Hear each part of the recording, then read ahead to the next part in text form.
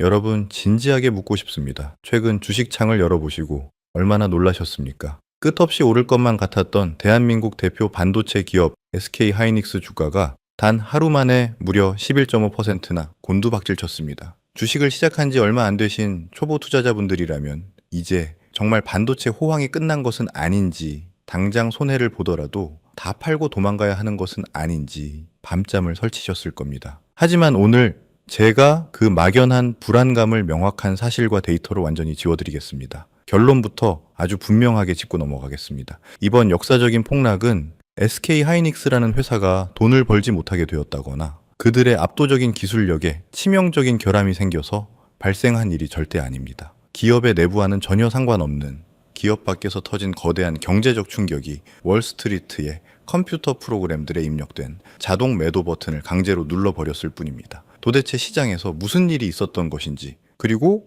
왜 지금이 도망칠 때가 아니라 오히려 시장을 똑바로 마주봐야 할 때인지 초보자분들의 눈높이에 맞춰 아주 상세하고 쉽게 진단해 보겠습니다. 모든 문제의 시작점은 바다 건너 중동에서 터진 안타까운 전쟁이었습니다. 미국과 이스라엘, 그리고 이란의 군사 충돌이 격해지면서 전 세계 금융시장에 거대한 공포의 그림자가 덮쳤습니다. 전쟁이 발발하면 시장이 가장 먼저 두려워하며 쳐다보는 곳이 바로 기름값입니다. 전 세계 원유의 20%가 지나다니는 핵심 길목인 호르무즈 해협이 무력으로 막힐 수 있다는 끔찍한 시나리오가 대두되면서 국제 유가가 단숨에 7.8% 급등해 배럴당 70이 달러를 훌쩍 넘어서 버렸습니다. 자, 여기서부터 아주 중요한 경제의 도미노가 무너집니다. 기름값이 오르면 공장에서 물건을 만드는 비용도, 배와 비행기로 물건을 실어 나르는 비용도 다 같이 오르게 됩니다. 우리가 마트에서 사는 물건의 가격이 무섭게 뛰는 인플레이션이 다시 시작된다는 뜻입니다. 물가가 오르면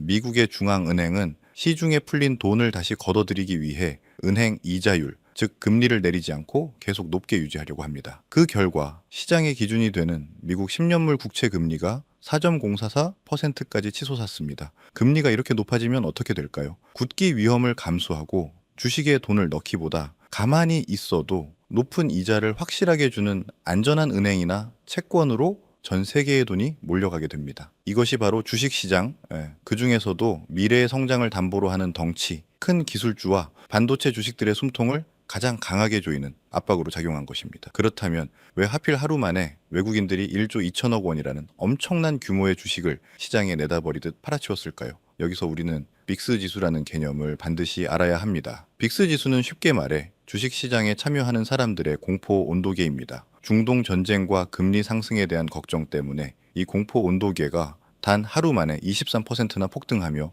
27이라는 위험 수치를 찍었습니다. 월스트리트에는 사람이 직접 고민해서 투자하는 것이 아니라 수백조 원의 자금을 오직 컴퓨터 프로그램과 수학적 알고리즘에 맡겨서 굴리는 거대한 펀드들이 있습니다. 이 컴퓨터들은 해당 기업이 반도체를 얼마나 잘 만들고 돈을 얼마나 잘 버는지는 전혀 보지 않습니다. 오직 시장의 변동성 수치만 봅니다. 이들의 시스템에는 공포 온도계가 27을 넘어가면 시장이 위험해진 것이니 이유를 불문하고 무조건 주식을 팔아서 현금을 확보하라는 명령어가 굳건하게 입력되어 있습니다. 즉 1조 2천억 원의 매도 폭탄은 SK 하이닉스의 미래가 어두워져서 똑똑한 사람들이 생각하고 판단해서 판 것이 아닙니다. 공포 온도가 올라가자 기계가 안전 매뉴얼에 따라 자동으로 주식을 내던진 맹목적인 결과물일 뿐입니다. 놀랍게도 이 폭우가 쏟아지는 동안 우리나라의 든든한 방파제 역할을 하는 연기금을 비롯한 국내 기관 투자자들은 무려 4,500억 원어치를 오히려 바닥에서 주워 담았습니다. 공포에 질린 개인들의 물량을 흡수하며 위기를 기회로 삼은 것입니다. 자, 이제 이 거대한 돈의 흐름이 실제 주식 차트에는 어떻게 그려져 있는지 기술적인 상황을 들여다보겠습니다. 화면의 차트를 함께 보시겠습니다. 최고점이었던 111만 7천 원에서 87만 4천 원 선까지 주가가 가파른 미끄럼틀을 탄 것은 부인할 수 없는 사실입니다. 최근에 주식을 사신 분들의 평균 단가를 의미하는 짧은 선들은 꺾여 내려왔죠. 하지만 캔들 아래를 묵직하게 받치고 있는 긴 호흡의 선들을 자세히 보십시오. 차트에 보이는 녹색 선, 즉